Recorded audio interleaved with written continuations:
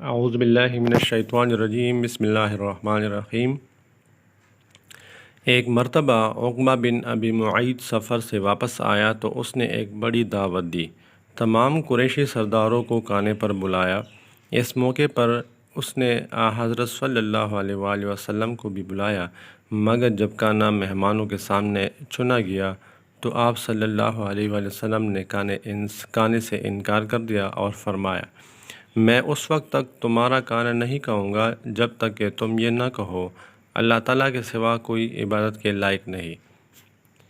چونکہ مہمان نوازی عرب کے لوگوں کی خاص علامت تھی اور وہ مہمان کو کسی قیمت پر ناراض نہیں ہونے دیتے تھے، اس لیے عقبہ نے کہہ دیا، میں گواہی دیتا ہوں کہ اللہ کے سوا کوئی معبود نہیں۔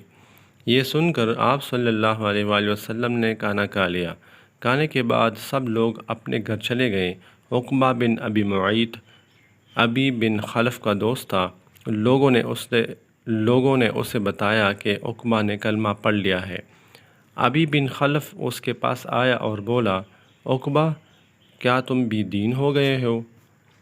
جواب میں اس نے کہا، خدا کی قسم میں بے دین نہیں ہوا، یعنی مسلمان نہیں ہوں۔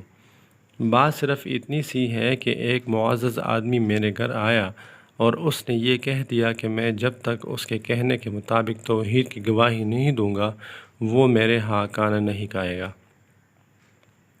مجھے اس بات سے شرم آئی کہ ایک شخص میرے گھر آئے اور کانا کھائے بغیر چلا جائے، اس لیے میں نے وہ الفاظ کہہ دیے اور اس نے کھانا کھا لیا، لیکن سچ یہی ہے کہ میں نے وہ کلمہ دل سے نہیں کہا تھا۔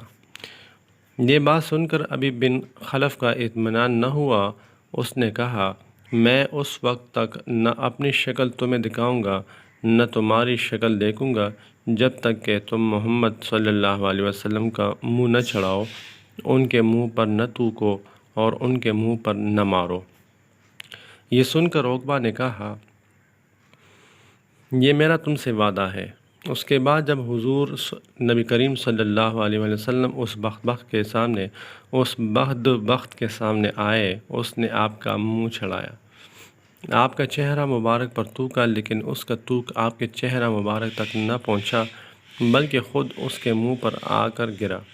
اس نے محسوس کیا گویا آگ کا کوئی انگارہ اس کے چہرے پر آ گیا ہے۔ اس کے چہرے پر جلنے کا نشان باقی رہ گیا اور مرتے دم تک رہا۔